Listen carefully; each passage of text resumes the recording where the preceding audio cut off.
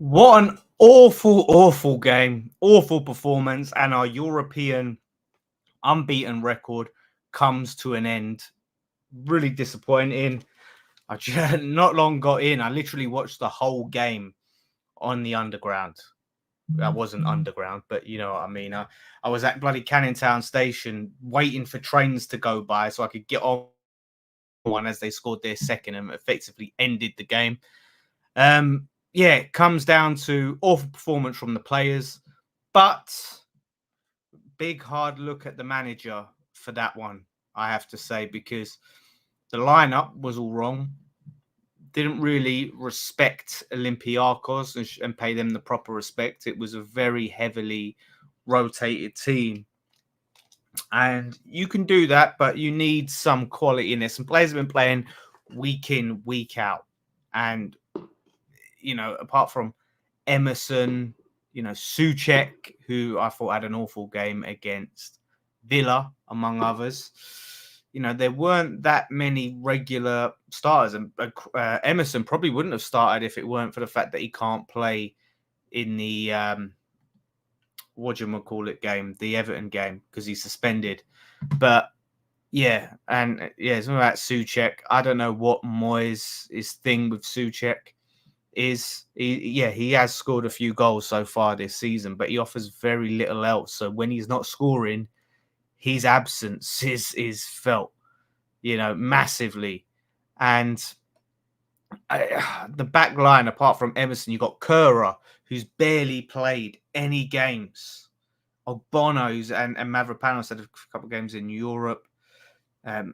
Fornal's barely playing. Ben Rama on the bench.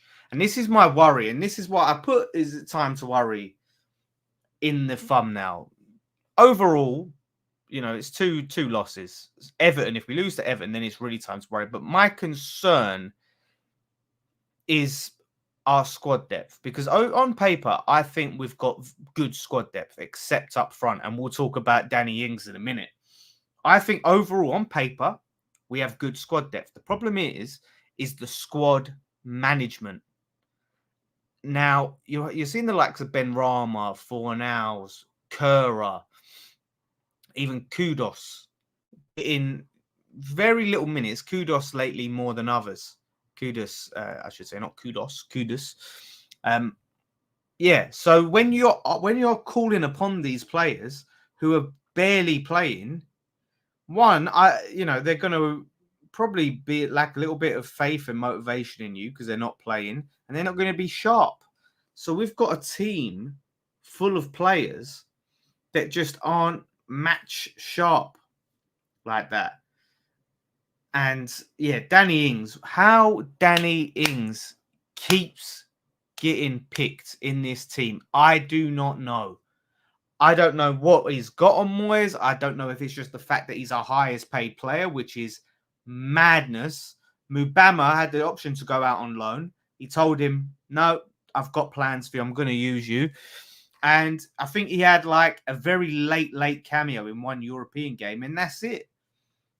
And Ings comes on time and time again, either starts in Europe or he's coming as a sub in the Premier League, and he does nothing. Yet Moyes looks at that and thinks, yeah, no, Mubama couldn't do better than that. How could Mubama do any worse than Danny Ings? Like, someone tell me, how can you do worse than someone that's doing nothing? I would rather Mubama be on that pitch for 90 minutes and be just as effective as Ings, which isn't very much, but then get the experience and the minutes he so valuably needs for his development. It's experience. You need that. Experience is vital, and he's not getting any. It's just waste of time. It's his last year of his contract, so he's probably going to go piss off. Like, it's really poor, and I don't know how long he's going to keep pushing this Ings thing. The experiment is no longer working. I don't see the point of it, to be honest with you. This was a game that, you know, it was always going to be a tough game, but when you put out for teams like that, you got Souček with Ward-Prowse. So you're asking then, but since Souček is up and down the pitch, we're asking Ward-Prowse to have a little bit more of a defensive role. and limit him in terms of what he can provide going forward and actually create. He's one of our more creative players, and he wasn't allowed to do that. He was limited in doing that. And Souček played a full 90. We'll get to the subs, but it's baffling. I've got to say, the players obviously have to take some criticism. I thought they looked jaded. They look really jaded. And again, I don't know whether that is down to a lot of these players barely playing, barely getting any minutes, or I don't know. It just seems to be something that after the international break, we seem to have come back a bit jaded. But I didn't get the feeling from Fornals, from Benrahma, the Curers, like they were fighting for their place. It's like, yeah, we're not in the manager's plans anyway, so, and I'm not saying that they're actively thinking that, but subconsciously they must be feeling that way. And yeah, they're not going to be match fit, are they?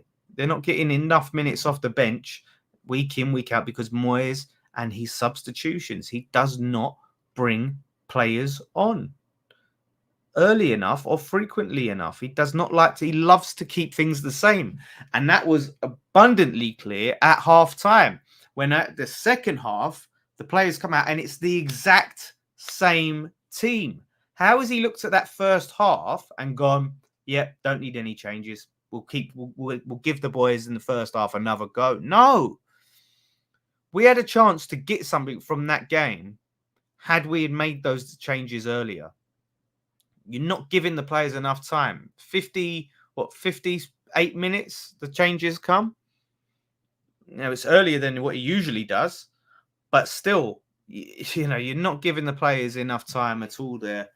And yeah, it is so it's just a frustrating game to watch. But yeah, I just worry about that going forward is, we're going to be in a lot of competitions. We've got 7 games this month, right? So we're playing Everton. We play tonight, playing Everton Sunday, playing Arsenal Wednesday, and then we're playing again the weekend. And then we've got Olympiacos at home, and then we're playing the following weekend. It's a lot of football to be played, and if these players that we need to rely on to rotate so we don't get those injuries, the key players are looking like that, it's worrying. It's very, very worrying for me. Fornals is not a bad player. I don't care what anyone says. Pablo Fornals is not a bad player. Said Benrahma is not a bad player. I think there's a good player in Kura. I really do. But Ings, I just don't think fits us at all. But a lot of these players, I think there's good players in there. But you're shoving them all together in the same team. They're not match fit. They probably feel like they're not in the manager's plans at all. And that's what you get. That's the performances you get. You get what you deserve. You know what I mean? It's highly disappointing. It really is. And like I said, it's 2 games back to back where, and I've given Moyes a lot of credit this season, but it's 2 games back to back where he's had a direct impact on the team's performance with how he's set up and his in-game management. Like I said, all the players have to take a long, hard look at themselves. But yeah, question marks over the fitness for sure. Big question marks. Ogbonna, love him, but he's coming to the end of his career now. He's going to go down as one of the West Ham cult heroes, but he's been asked to do a lot. Obviously, deflected the second goal in. It's unfortunate, but still, we're asking a lot of him. So, and asking a lot of Mavropanos to be playing next to him. I don't know. I still think. Look, I still think we win this group. I still think we win it, and we got plenty of time to win it. But it's going to take a lot from our first choice players to get us to that point. And then we start to get to stages in the season now where we start to picking up injuries to those players and fatigue from those players because we can't rotate then. That's the problem. If we can't rely on some of these other players, then we're going to have to overplay the other lot. And it is so abundantly clear that we desperately need a striker in January. My God, do we need a striker? Ings just doesn't fit. He's invisible. It's like playing with 10 men when he's on the pitch. Mubama obviously isn't going to get a look in. And Antonio, I just think he's coming to that point in his career where he's a sub player. He's a bench player for me, but he's starting. Like, still at this stage, we're relying in 2023. We're relying on Antonio so heavily. It's criminal. It is absolutely shocking. And I said this about the window. I said, look, I'm happy with this window. The big problem is we didn't sign a striker. And that could come back to bite us.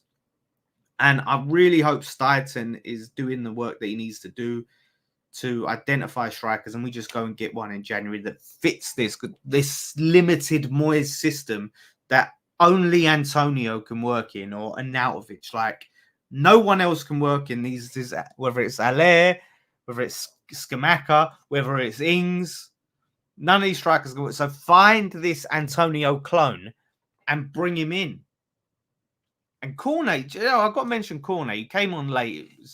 He had an awful touch at the end to take it when the ball played across to him, and he just went out for a goal kick. But the guy's got pace. You can't tell me that he wouldn't have been more effective in that role than Danny Ings. Having someone to run onto them through balls, maybe that Ward-Prowse can do. You can't tell me that wouldn't have been a better option. Surely there were better options there than to play in that role. It's again, it comes down to the thing is with Fornals as well. In pre-season and at the start of the season, he played in that central role. He looked great. He looked so effective, but we don't play him there. We don't play him there nearly enough.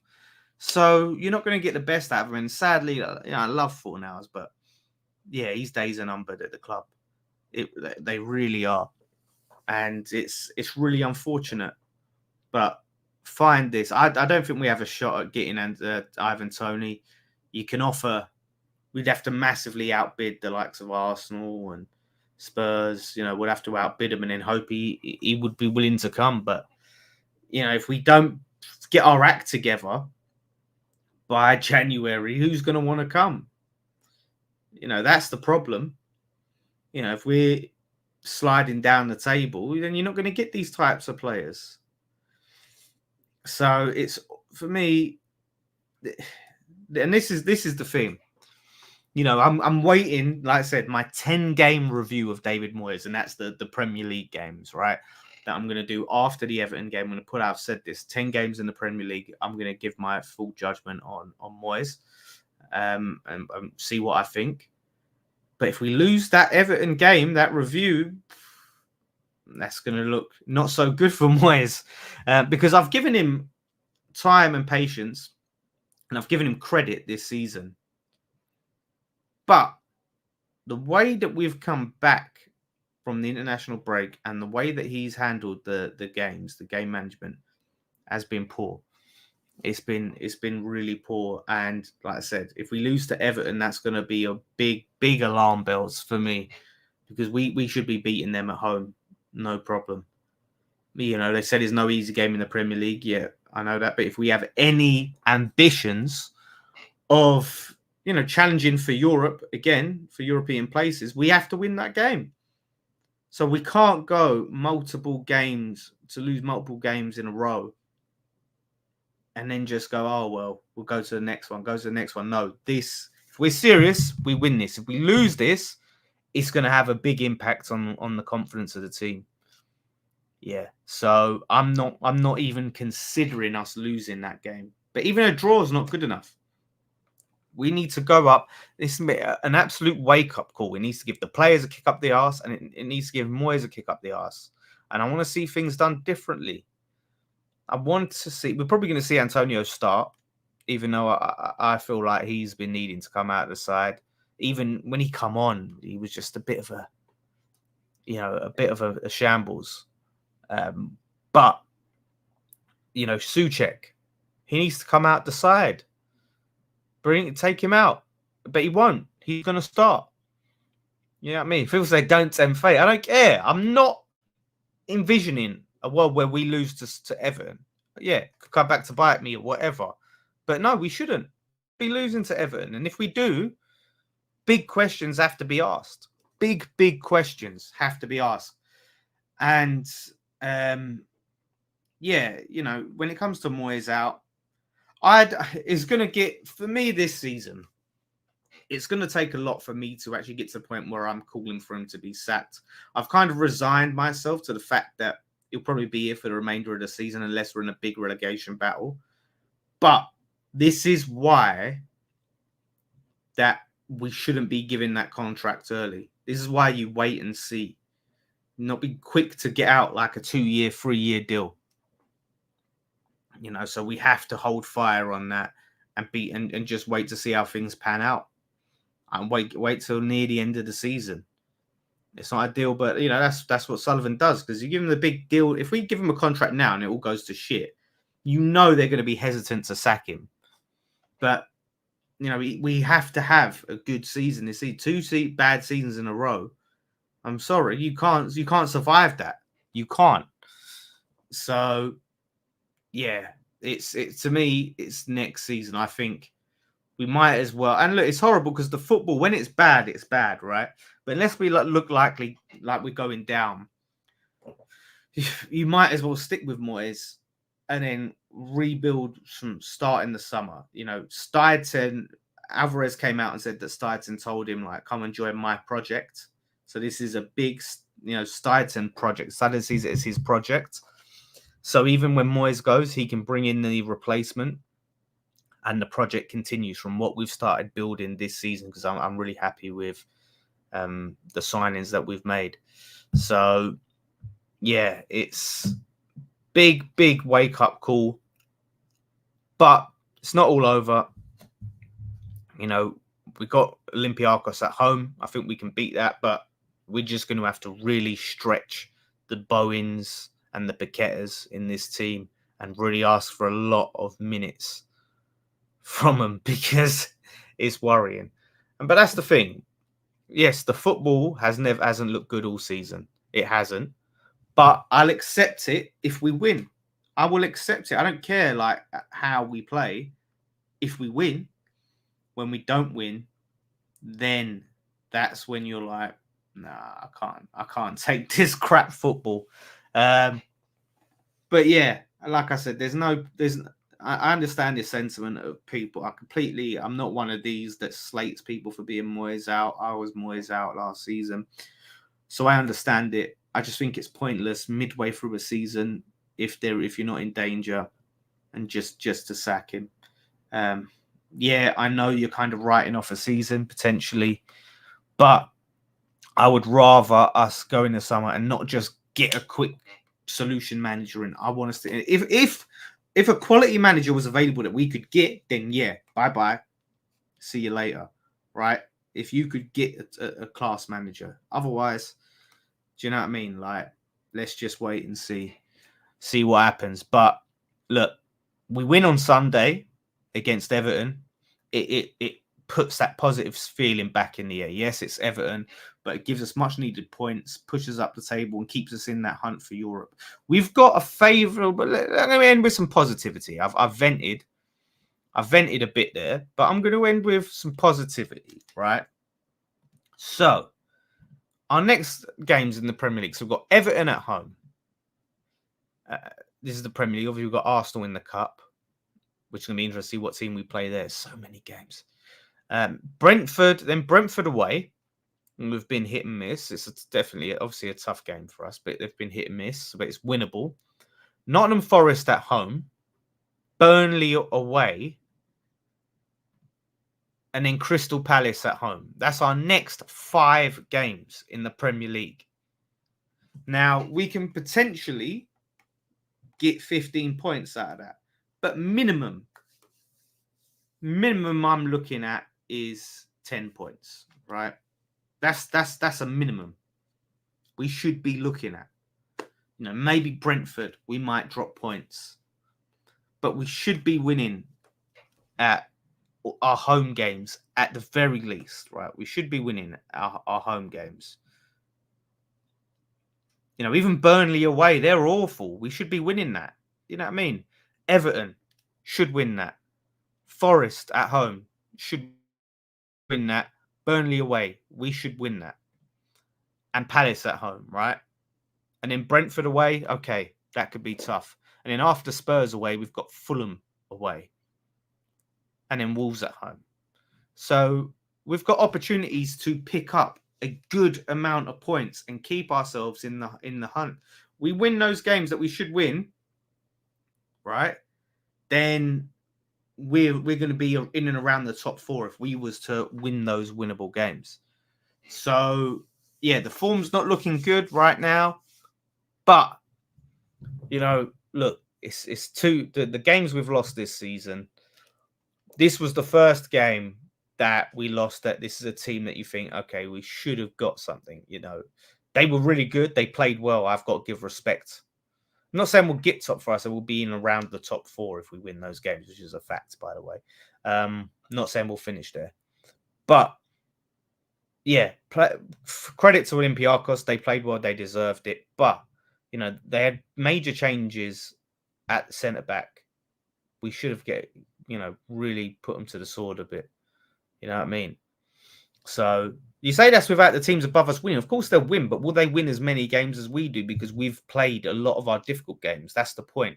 Like if we was to win our next 5 games, then what are the chances of the teams above us winning the next 5 games, Because they're going to have more of the difficult teams.